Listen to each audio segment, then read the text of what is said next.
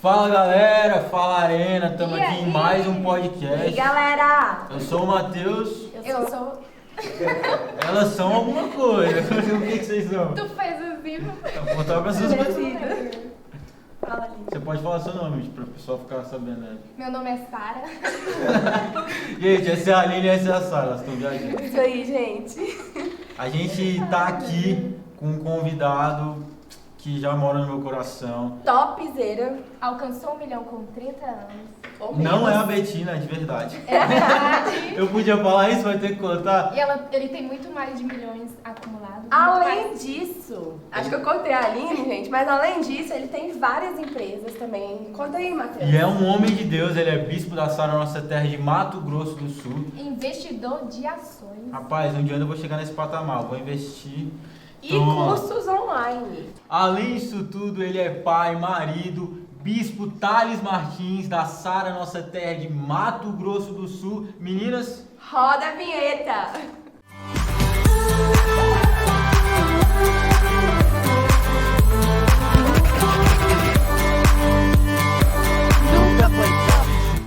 fala bispo! E aí, Tudo bom, bispo? bispão? Oi, bispo, tudo bem?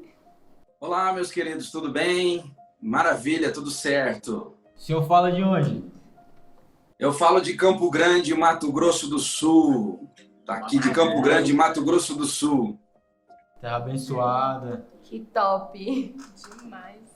Bom, a gente está falando principalmente, né, nesse período, nessa época, já estamos pensando e projetando no futuro, nas coisas que ainda estão por vir. E nós, Sara, na nossa terra, temos o costume de colocar tudo sempre no altar, ainda mais na virada de ano, fazer nosso livro dos sonhos, fazer os nossos pedidos, fazer as nossas orações. E a gente queria falar um pouco sobre isso, né? Sobre essa questão de botar os sonhos, de como unir a vontade de Deus às nossas vontades, saber aquilo que é propósito, aquilo que não é, como colocar. As pessoas geralmente têm muita dúvida em relação a isso. Exatamente. Também aconteceu essa pandemia que a gente estava e muitas pessoas deixaram os seus sonhos de lado por tudo que ocorreu nesse momento. Então a gente queria saber assim como é que as pessoas podem sair desse momento que elas estavam, como é que elas podem se estruturar novamente com tudo que ocorreu.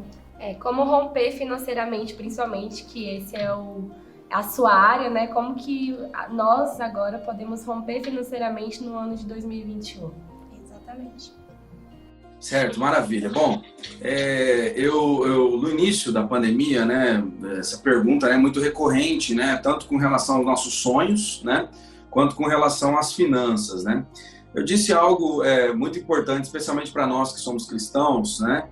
A Bíblia diz que para mim viver é Cristo, morrer é lucro, né. Alguém um dia, né, no ápice ali falou: meu Deus, e se o mundo acabar, né? O senhor fica falando aí de organização financeira, de investimento, mas e se tudo acabar? Bom, se tudo acabar, a gente está salvo, né? Se tudo acabar, a gente está salvo, né? Se tudo acabar, a gente não está, né, não tá juntando aqui. Mas e se não acabar, eu fiz a pergunta, né? Porque muitas pessoas paralisaram não apenas a sua vida espiritual, mas paralisaram suas emoções, paralisaram os seus sonhos, as suas finanças, né? E se não acabar? Né? Eu devolvi para uma pessoa, ela ficou até pensativa, né? Porque realmente tem o risco de acabar. Brinquei, eu falei, eu acho que não vai acabar, e se acabar o meu lado, que é o lado que olha para as coisas do alto, para as coisas eternas, eu acho que está garantido. Agora, e se não acabar? Você vai passar um ano sem um planejamento, né? Você vai passar um ano sem empreender, você vai perder uma oportunidade, porque o que acontece em períodos difíceis, né? Em períodos difíceis, nós vimos,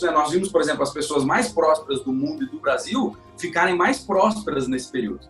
Por quê? Porque as coisas caíram de valor, né? Eu mesmo que sou investidor de ações, né? Lá em março eu recebi uma ligação de um grande empresário, alguém da Sara também lá de São Paulo, e falou: o que você vai fazer com suas ações agora? Eu falei: eu não vou vender agora que está na baixa e vou comprar mais aquelas que eu queria comprar e que agora baixaram. Né? Então, quer dizer, eu diria assim, eu estou preparado para as oportunidades, ou as oportunidades que vêm disfarçadas de grandes desafios, elas mais me amedrontam, né? Elas mais me assustam, né?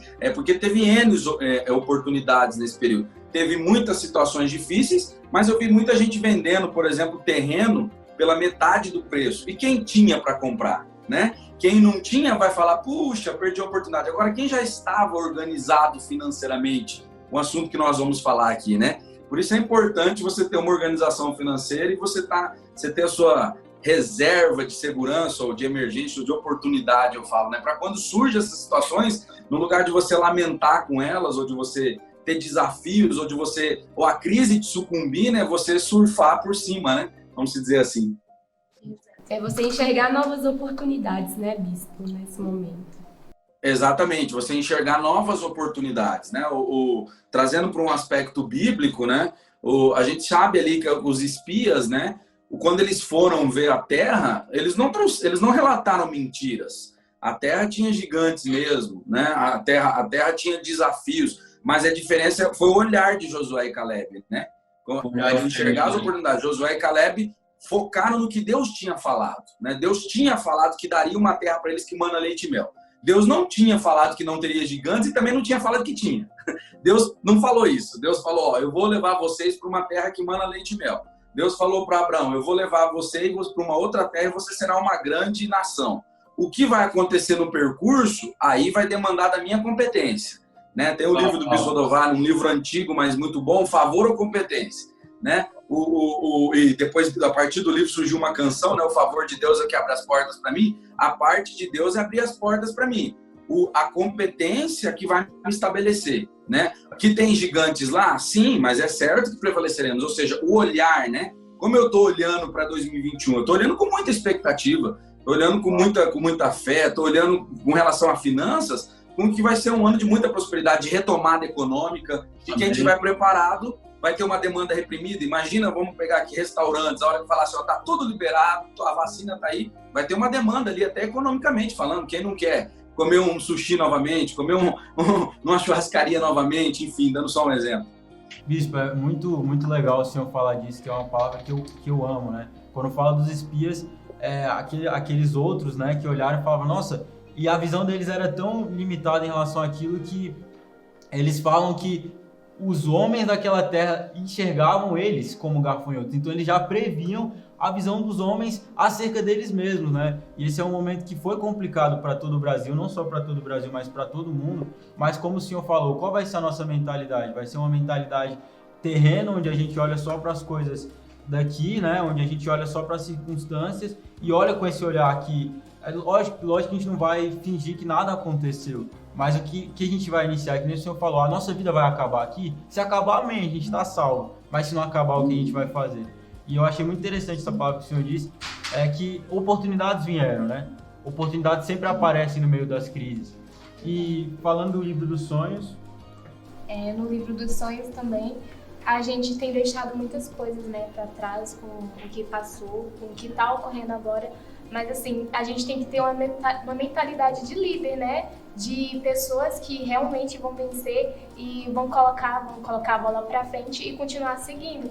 Mesmo que a gente tenha deixado algumas coisas para trás, mas que a gente possa trazer isso também novamente e que a gente possa conquistar também todos os nossos sonhos. O senhor falou de oportunidade e eu conheço pessoas mesmo que na pandemia inventaram de fazer delivery e aí o negócio deu tão bem que essa pessoa chegou a pedir demissão do trabalho dela. E aí ela já está investindo e eu percebi que antes no trabalho dela ela não gostava do que ela estava fazendo. E aí foi nessa pandemia que surgiu uma coisa que ela viu que ela realmente gostava de fazer e aí ela até contratou uma agência de publicidade e tal, porque o negócio estava dando tão certo, que aí ela começou a colocar tudo pra frente. Então a gente vê o quanto as pessoas não podem parar com as coisas que acontecem no momento, mas que a gente possa prosseguir, que a gente possa aproveitar as nossas oportunidades, né? É entender mesmo que você tem a oportunidade de fazer várias coisas, você está apto para isso. E eu sou a prova viva disso, porque por muito tempo eu sou estudante de medicina veterinária e por muito tempo eu ficava ali dentro daquela bolha de vitimismo, de tipo, não, eu só vou começar a ganhar dinheiro quando eu me formar e o meu estágio não é muito remunerado, então eu vou viver com aquilo e quando é muito pouco. E nessa pandemia, tudo que aconteceu, eu comecei a enxergar novas oportunidades e eu comecei a entender que eu posso muito mais do que aquilo. E aí eu comecei a focar em outras áreas. Uma outra coisa que eu me apaixonei foi a área do marketing também. foi essa questão de você ser social media, gerenciar Instagram, gerenciar outras empresas. Isso foi uma coisa que eu comecei a me apaixonar, que eu investi e que eu comecei a entender que eu podia juntar o útil ao agradável. Que é, tipo assim, focar em empresas que estão na minha área para poder ajudar eles a crescer. E isso tem sido incrível, que é você realmente entender que você não é só aquilo que você faz, mas que você pode fazer muito mais do que aquilo que você está fazendo hoje. E é muito louco isso que você falou de oportunidade, eu não posso deixar de falar, que, tipo, nesse momento de pandemia foi um momento muito difícil lá em casa, porque, assim, meu pai é empreendedor também, e o trabalho dele, enfim, dependia dele visitar a casa das pessoas, e não tinha muito como, as pessoas não iam ser receptivas, a minha mãe tinha a renda dela, mas, assim, nada comparado à renda deles somados, eu fazendo faculdade, meu irmão formado, e no meio da pandemia demitiram ele, meu outro irmão trabalhando e demitiram, e aí, onde é que vai vir? De onde vai prover? E meu pai, assim, como um homem muito sábio, o pai é pastor da Sara, e ele falou assim, filhos, vocês têm que enxergar que Deus, ele move a gente, e às vezes a gente tem que enxergar as oportunidades no meio disso. E aí Deus colocou um projeto no coração de nós três, nossos 3 irmãos, e a gente abriu uma pequena empresa de brigadeiros, e era uma coisa que a gente gostava, falou, a gente vai fazer isso, meu irmão cozinha muito bem, mas trazendo uma proposta diferente, trazendo uma coisa diferente, que foi uma forma que Deus nos mostrou assim, ó, vocês têm condições de continuar tendo a sua vida de vocês em meio a tudo isso, e a gente abriu uma empresa em meio à pandemia visando exatamente isso, uma coisa que Deus botou no nosso coração, assim, por que vocês estão parados? Vocês vão se prostrar diante das situações ou vocês vão se mover? E essa é uma questão tão importante, essa é uma questão tão importante porque é a mentalidade, né? Aquela famosinha palavrinha, né? O mindset, né? Você vê ali, por exemplo, quando Davi ele encara Golias, você vê, lógico que é o Espírito de Deus, mas a mentalidade dele é diferente. A Bíblia diz que o povo estava 40 dias ouvindo os insultos de Golias, uma vez pela manhã, uma vez pela tarde, né? Uma vez, vamos falar assim, ao amanhecer e outra ao entardecer, ou seja, 80 vezes. A Bíblia diz que quando Davi ouviu aquele insulto de crise, ele já falou, quem é esse incircunciso? Para afrontar o exército de Deus vivo. Quer dizer, a mentalidade dele não foi assim, puxa, nós vamos sucumbir nessa pandemia, nós vamos sucumbir, agora mudou tudo, perdi um emprego. Não, peraí. Né? O Deus é maior que isso tudo, né? Eu queria falar sobre isso, né? A mentalidade é importante, né? E enxergar a oportunidade, né? Ou seja, houve uma oportunidade agora, né? Esses dias alguém me falou assim, Thales, eu já estava com dificuldades financeiras e agora que veio a pandemia, então, como é que eu vou pagar os meus credores, né? Até numa consultoria, né? E aí, numa mentoria, né? Eu falei para a pessoa, olha, agora na pandemia é uma oportunidade de você se organizar e eu falei, faz um teste, liga para todos os seus credores e vê se eles não vão estar um pouco mais sensíveis agora. Era uma mulher, né? A mulher ligou para todos, ela devia para uma 7 empresas, ela falou, eu quitei toda a minha dívida por 40% do que eu devia para 7. Então, quer dizer, quando veio a pandemia, a mentalidade dela foi o seguinte, agora me afundei mais, já estava apertado no meu comércio, agora me afundei mais. Na verdade, foi o oposto. Eu falei, usa a mentalidade assim, o senhor viu que chegou a pandemia, eu quero te pagar, eu já venho com dificuldades, o que você consegue fazer para mim agora? Pronto. Então, quer dizer, a mentalidade, olhando para as oportunidades, faz muita diferença, né? Tem gente que espera alguma coisa muito tangível, mas às vezes alguma coisa interna que precisa ser acionado para o externo acontecer. É aquele mover, né? E, Bis, falando disso, eu creio que todo mundo tem um sonho dentro de si, que Deus botou aí cada um nas suas individualidades, nas suas habilidades, como eu falei. Deus me abriu essa porta que eu nunca ia imaginar e graças a Deus a gente tem prosperado e tem escalado esse negócio, né? Não ficou uma coisa ali tipo, isso aqui é só pra gente subsistir, vamos pagar a faculdade, vamos pagar... Não, Deus realmente tem aberto portas e literalmente tirado essa chave nas nossas mentes. Por que vocês não continuam? Por que vocês não prosseguem? Por que vocês não crescem? Mas uma coisa que é interessante a gente falar é, quando a gente for escrever nosso livro dos sonhos, como mensurar, assim, como não ter aquela fé que é demasiada, mas não tem lógica, não é baseada naquilo que você pode fazer hoje. E como também não ser pequeno, que eu escuto uma frase bastante do meu pai, ele fala assim, sonhar pequeno dá o mesmo trabalho de sonhar grande. Mas como ter esse equilíbrio, assim, eu como um gestor, como uma pessoa que lida com pessoas na igreja, pessoas no trabalho, com tudo isso? Eu diria o seguinte, o sonho tem que ser grande, né? Sabe, tem um ditado que a gente fala, né? Mira na lua que você vai acertar pelo menos as estrelas, né? O sonho tem que ser grande, mas as metas têm que ser de curto, médio e longo prazo, né?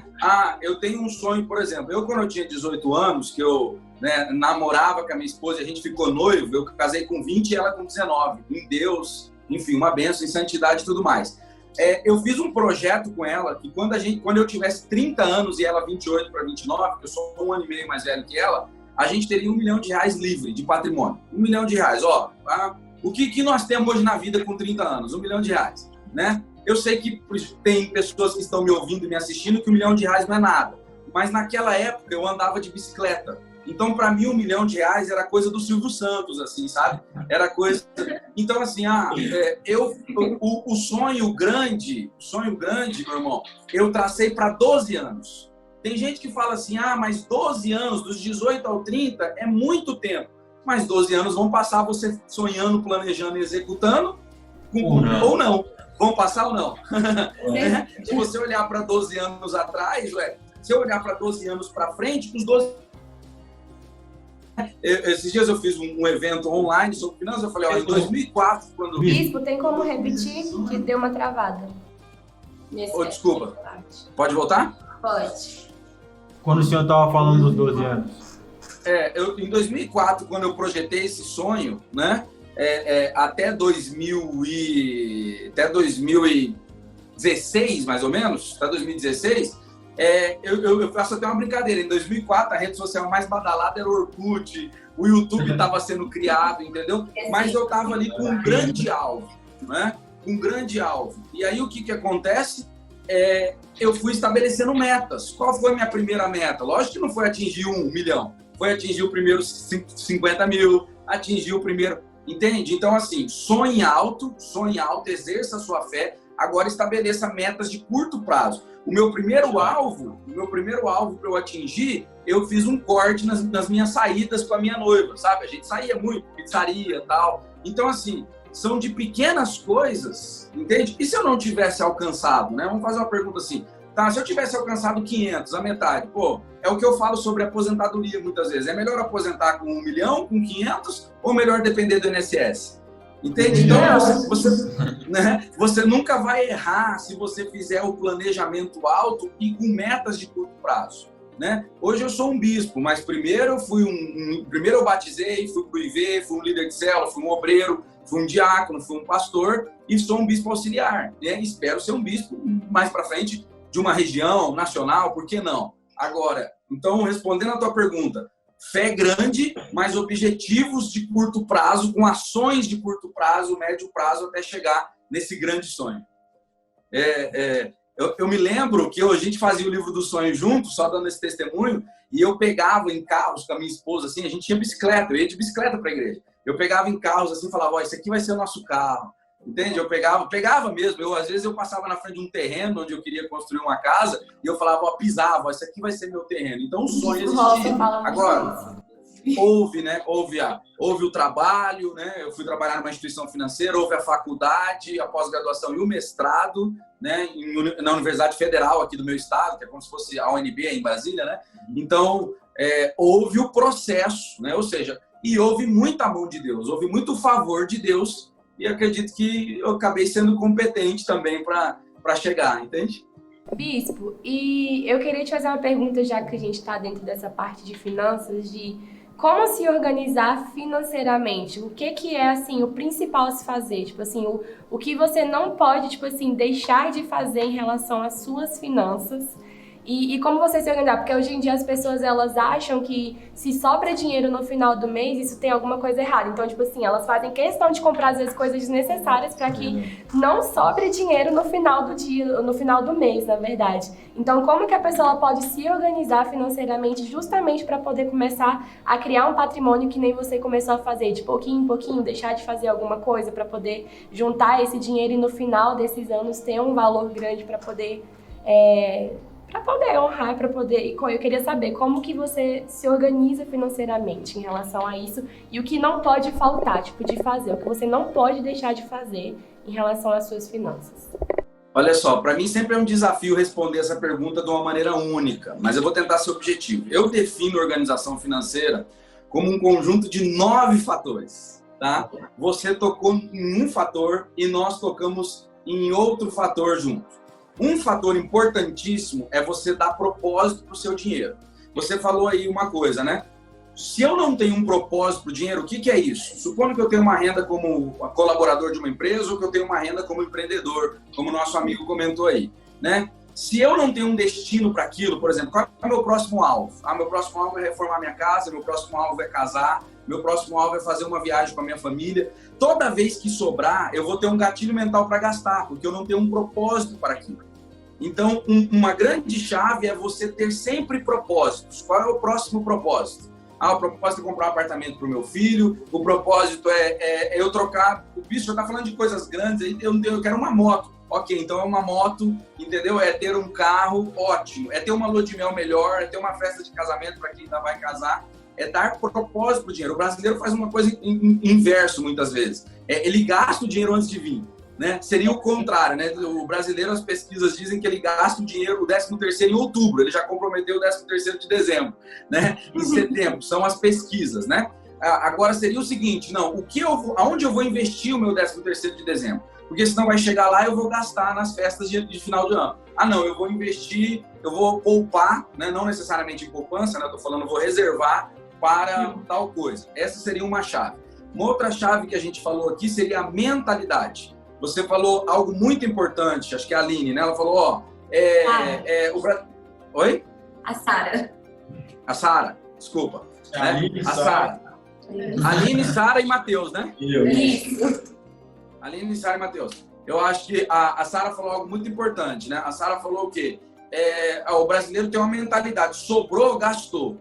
Né? Aí eu iria para o segundo ponto, um ponto dá propósito para o seu dinheiro. O segundo ponto você tem que trabalhar a sua mentalidade. O brasileiro tem uma mentalidade muito complicada com relação ao dinheiro. Né? Rico é ganancioso, rico é mesquinho, né? Rico é pão duro, por exemplo, né? O dinheiro foi feito para gastar mesmo, né? Lógico, o dinheiro foi feito para te servir, mas nessa de o dinheiro foi feito para gastar, muita gente se torna escravo do dinheiro, né? Porque aí se endivida e aí você se torna escravo, né? O dinheiro foi feito para me servir, né? Aliás, até a Bíblia fala para eu não servir as riquezas. As riquezas podem me servir, mas eu não servi elas, né? Então, essa seria uma segunda coisa, Sara. A terceira, para, né, pontuar 3 chaves aqui, eu falaria isso de ter um controle financeiro. Pode ser num aplicativo, pode ser no bloco de notas, pode ser numa agenda, né? Quando você faz essa pergunta de algo tão simples, muita gente não anota as suas entradas e as suas saídas. Né? Você sabe que finanças é o segundo motivo de separação de casais no mundo. Nossa. Só perde para infidelidade. Né? Só perde para infidelidade. É o que as pesquisas mundiais, né? No Brasil tem o Gustavo Cerbasi aí, um professor da USP, bem conhecido no meio, na mídia, né? Ele se aprofundou nessas pesquisas, ou seja, muitas famílias não projetam aquilo. Então, quando eu fiz essa projeção com a minha esposa e eu queria comprar uma moto, depois compramos nossa casa, depois, enfim, fomos acumulando aí o patrimônio, e que não é nada significativo para muitas pessoas aqui, mas para muitas como eu, que comer uma carne diferente era algo grandioso, né? Então, foi com um controle, né? Colocando ali receitas, despesas, formando uma reserva de segurança, né? Ou seja, de 3 a 6 meses o meu custo mensal, né? Tem gente que já viu aquela brincadeira na internet, né? Se as tuas finanças duram até quando? Duram até eu morrer. E você pode morrer quando? Posso morrer hoje meia-noite. Essa é boa, essa é boa. Essa eu não quero pra mim, fazer não. uma reserva, né? Sim. Bispo, é muito interessante isso. Nós, como os cristãos, temos essa visão de propósito, né? Que o senhor falou, não é, eu vou trabalhar, ganhar dinheiro e ponto. Não. É você entender que o dinheiro ele foi feito para te servir, não você servir ao dinheiro. Que o dinheiro ele pode ter um propósito, pode ser para a realização de obras sociais, pode ser para a realização de coisas que Deus colocou no seu coração, se Deus colocou um desejo, enfim. Acho muito interessante o que o senhor fala, porque algumas pessoas ainda têm o estigma de que, não, eu sou crente, então dinheiro não é legal, entendeu? Por incrível que pareça, eu conheço pessoas que ainda têm essa mentalidade, que o senhor falou de mentalidade, né? Ou se não, aquelas pessoas que querem fazer dinheiro, querem botar tudo na conta de Deus, né? Chega no final do mês, vai se ajoelha e fala, Deus, a minha vida tá um caos, tá tudo muito triste. Aí, por que Deus você permitiu que isso acontecesse? Eu não tenho dinheiro para pagar nada. Aí você vai ver a responsabilidade da pessoa com a finança dela, com o que Deus colocou na mão dela. Ela não tem a responsabilidade com aquilo, né? Quer fazer cheque e colocar no nome de Deus. E isso que o senhor falou em relação a propósito, em relação à perspectiva... Tocou em 2 coisas muito fundamentais, Matheus. Uma, né, que você falou, a questão né, da mentalidade, né? O dinheiro vai me trazer, eu vou poder abençoar mais o reino, eu vou poder ter mais liberdade para o reino, né? Eu vou poder fazer uma série de coisas. E vou poder também, a Bíblia diz que Deus ama a prosperidade do seu servo. A Bíblia diz em Deuteronômio 28, emprestarás a muitos e não tomarás emprestados, né? Então, quer dizer, tem N's aqui. A Bíblia é um livro muito próspero, muito extremamente próspero, né? Salomão, então, nem se fala. Você falou esse ponto importante, né? Aliás, quando Deus tira José, né, da prisão, tira com base numa revelação profética, mas uma revelação administrativa, né? Eu fiz mestrado em administração, a gente estudou algumas vezes questões bíblicas, inclusive, né? Quer dizer, o que o José falou para o faraó? Ele falou, ó, vai vir uma crise e vão ter 7 anos, primeiro de vacas gordas, até um ditado que a gente usa, tô nas vacas gordas, né? E 7 anos de vacas magras. Representam 7 anos que prosperidade total sobre a terra e 7 anos que não vai haver prosperidade. Nos 7 anos de prosperidade, acumula, porque todas as nações virão ao Egito quando não houver prosperidade. Ou seja, ele estava falando exatamente o quê? Se você tiver uma reserva, se você não gastar tudo que o teu reino tem, quando vier a escassez, as nações virão até você para comprar o que você tem, você vai ficar mais próspero ainda. Né? Então, você falou, às vezes as pessoas querem pôr na conta de Deus o que é a responsabilidade delas. Né? A gente estava na série aí, né, que falou o que agora, né, assuma a sua responsabilidade, né, aos sábados, né, assuma a sua responsabilidade, ou seja, a parte de Deus é de Deus, eu dou o dízimo, ele me abençoa, ele abre portas, ele repreende o devorador, sim, mas tem a minha parte como mordomo, né? E tem mais um versículo falando de mentalidade, fazendo essa mistura aqui, prosperidade e Bíblia, né? Jesus fala assim, ó, quem tem mais terá, né? E quem não tem, até o que tem será tirado. É uma coisa que tem horas que dá um choque na sua cabeça. Ele fala isso depois da parábola dos talentos. Mas o que ele está falando? Ele está falando para aquele que pegou o talento e não multiplicou, né? E não é uma verdade? Quem tem mais recursos não tem mais caminhos para ter mais, né? Quem tem mais recursos não tem mais facilidade de abrir mais empresas, de abrir novos negócios. E quem não tem, parece que até o que tem às vezes falta. Né? Não é verdade o que Jesus falou para o reino e também para a administração, né? Às vezes a gente quer pegar aquilo que Deus nos deu e de cavar debaixo da terra, né? E como é que Deus vai agir sobre nada? Deus, ele até para fazer a multiplicação dos peixes, tinha que ter peixe, não é num... Se ele quisesse, lógico, é Deus, né? A gente não pode rotular, mas ele pegou o peixe e fez daqueles poucos peixes, vários peixes. Então a gente tem que sempre colocar o coração disposto para que Deus possa trabalhar, né? E o Senhor falou, o Senhor teve toda a sua caminhada, Deus abençoou, mas o Senhor não ficou de braços cruzados, né? O Senhor enxergou. Bispo, se o senhor pudesse trazer uma palavra para o jovem de hoje, porque tem esse estigma de que jovem não tem dinheiro, em nome de Jesus vou ter muito dinheiro e estou começando a construir o meu patrimônio. Eu quero receber essa unção aí, bispo. Nós, bispo. Mas se o senhor pudesse falar uma coisa para a nossa geração, para essa galera que está chegando agora, que tem mais acesso à informação, hoje a gente tem várias coisas desconstruídas, né? Mentalidades, enfim, a gente tem a oportunidade de ouvir grandes nomes como o senhor. Se o senhor pudesse dar uma palavra de como alcançar isso, de como quando chegar a hora de escrever no livro dos sonhos, ter a visão, não só escrever, mas se comprometer, uma palavra que pudesse ficar no coração da pessoa para que ela pudesse colocar no altar. A Bíblia diz assim, crede no Senhor vosso Deus, estareis seguros, e crede nos seus profetas e prosperareis, né? Ele está colocando a chave da segurança, da paz, da felicidade em Deus e a chave da prosperidade na boca dos nossos profetas, né?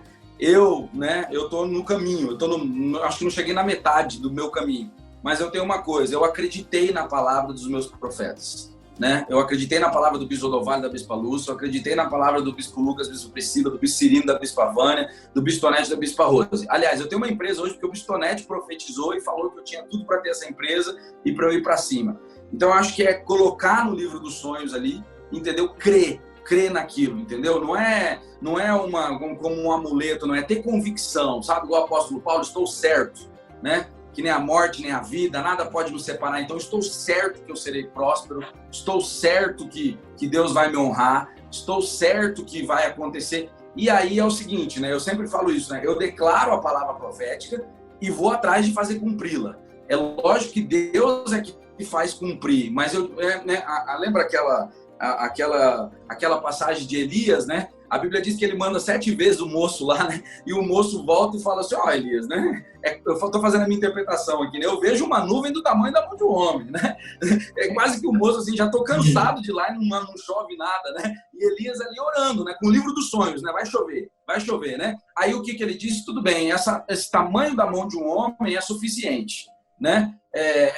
Agora vai avisar o rei que eu já ouço o som de uma abundante chuva. Então, ou seja, aí Elias fala assim, fala para ele se preparar, né? Se fosse hoje assim, fala para ele pegar o guarda-chuva, fala. Então, assim, a palavra, você crê na palavra e você se preparar, né? Você se preparar. E a Sara Nossa Terra é o local que prepara, né? O que nós temos. O Instituto de Vencedores começa por ali, né? O que nós temos de jovens empreendedores, jovens que estão se destacando em empresas multinacionais, é demais. Então, acho que a palavra você já tem. O que falta agora é você se qualificar, você se preparar, você se mergulhar em conhecimento na área que Deus colocou no teu coração. Enfim, como a Sara disse aí, como você disse, como a Aline disse, entendeu? De novas questões que surgiram na pandemia, de mídia social, de trabalhos home office. Então, mergulhar, né?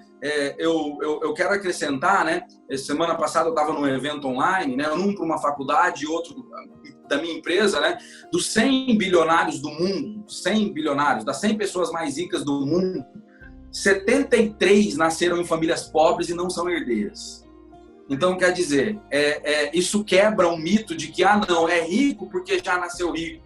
É próspero? Não. Entendeu? 70, quer dizer, é mais do que a maioria. Se fosse metade, já seria surpreendente. Mas é mais do que a metade de que nasceu numa família pobre, entende? Não é herdeiro. Os outros 27 são herdeiros. Então, quer dizer, e muitos deles não têm uma palavra profética. E nós que temos, né? Exatamente isso, Bispo. É você realmente desconstruir, porque é o que muitas pessoas hoje em dia elas fazem. Elas acreditam que por elas ter vindo de uma família onde não foi um lar onde era um lar rico, né? Um lar onde que tinha dinheiro. E muitas pessoas acreditam que por conta disso talvez elas não tenham condições de ser grande. E foi exatamente isso que você falou. Tudo que um dia foi grande, um dia nasceu pequeno. Uma pessoa ela teve que estar ali, ela teve que dar iniciativa, ela teve que correr atrás. E isso é muito interessante, porque dentro da Sara Nossa Terra nós temos os nossos profetas que nos ajudam, nossos profetas que estão ali dando uma palavra profética para que a gente possa crescer, para que a gente possa avançar e entender que a gente realmente precisa desconstruir isso, essa questão de, tipo assim, eu posso muito mais. E uma coisa que eu acho incrível, pelo menos da minha liderança, e eu acredito que é de vocês também, que os meus pastores, eles sempre falam que eles sempre querem que a gente seja muito maior do que eles foram hoje. E isso é muito interessante, é entender que a gente pode, que a gente tem essa capacidade também de crescer e de viver uma vida em abundância. Jesus, ele disse isso pra gente, né? Eu vim para que você tenha uma vida em abundância. É realmente entender que nós nascemos para ter uma vida em abundância. Exato. E minha irmã... desculpa, minha irmã, pode ir. Tá bom. Vocês falando aí de tudo, eu só consegui pensar em José, né? José era o mais novo entre os irmãos dele na época e não tinha conhecimento nenhum. E assim, às vezes, exato, a gente questiona as coisas que acontecem com a gente, mas aí ele foi vendido pelos próprios irmãos, foi pro Egito, e aí ele virou um gestor enorme que se tornou governador, né? Então a gente pode perceber que às vezes Deus nos coloca em situações que a gente não está entendendo. Por exemplo, dessa pandemia, pode ser que surgiu vários empresários que nem acreditavam na própria capacidade. Olha só, como por exemplo aqui, o nosso futuro milionário. Amém. Então, assim, é incrível como Deus faz as coisas acontecerem. José, será que estava no livro dos sonhos de José que ele seria um governador? Então, às vezes, tem coisas que a gente nem coloca no nosso livro dos sonhos porque a gente acha que não pode conquistar. Não tem capacidade. Que a gente não tem capacidade, exatamente. Mas aí Deus... Até mesmo ele vem e você coloca, não, eu só quero ser um funcionário fixo, ganhar um salário fixo, e aí Deus vai e coloca uma pandemia e você vira um empresário, você vira o seu próprio gestor, você mesmo que manda em você. Entender que você nasceu para ter uma vida em abundância. E é muito louco, né, que José ele não deixou de acreditar naquilo, de servir a Deus em todos os lugares que ele estava. Ele era gestor, ele acreditava no sonho que Deus tinha dado para ele, né? E ele trabalhou desde a casa, né? Se tornou o cara mais importante da casa de Potifar. Até na prisão ele se tornou gestor. Então ele entendeu o propósito dele e serviu ao propósito nas piores circunstâncias. Nos piores momentos ele estava ali e ele estava sempre debaixo da palavra de Deus. Ele não cruzou os braços e falou, poxa, agora não tem como acontecer tudo que aconteceu no meu sonho, porque eu estou aqui na casa, eu sou um escravo, ele podia ter cruzado os braços. E através de tudo isso, Deus moveu com as circunstâncias difíceis até para moldar o coração de José, né? Eu fico imaginando, devia ser meio... Eu imagino, ele devia ser meio mimado, né? Com aquela roupinha lá.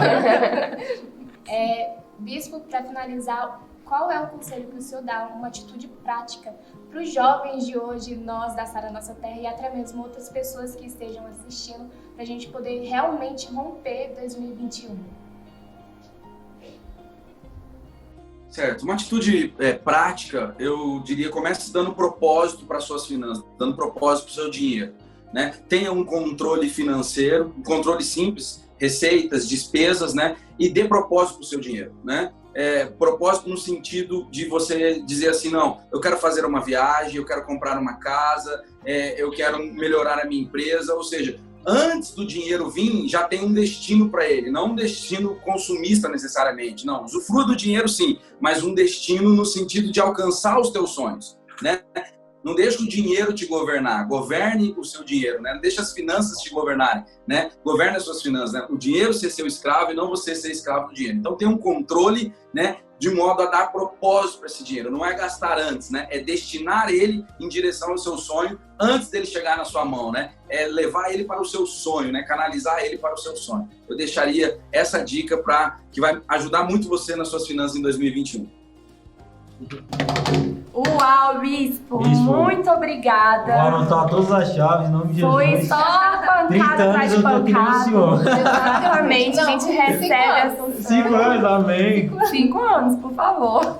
Obrigadão, Bispo. Bispo, muito obrigado de verdade. Obrigada pelas Queridos, eu pérolas. agradeço vocês, tá? Muito obrigado, foi uma honra para mim. O nosso amigo aí que está na direção também, todo mundo que tá aí, tá? Perdão qualquer empolgação aí, qualquer excesso. Deixa a gente aqui. Tem que absorver com os melhores. Exatamente. Tem que estar ao lado dos melhores e absorver deles. Tá na lista dos milionários, né? Exatamente. Vou estar ali do lado do Jeff Bezos, ali, mais ou menos. Ali é grande, hein? Ali é um visionário. Gente, infelizmente acabou o nosso podcast, mas eu tenho uma ótima notícia para vocês. No primeiro link embaixo está o nosso livro dos sonhos, que você pode preencher ele online. E o segundo link é o nosso Telegram do Arena Jovem, que você pode acessar lá para você ficar por dentro de todas as novidades. E, por último, antes de você sair desse vídeo, não esquece de curtir, compartilhar, mandar para todo mundo e se inscrever no canal. Um beijo!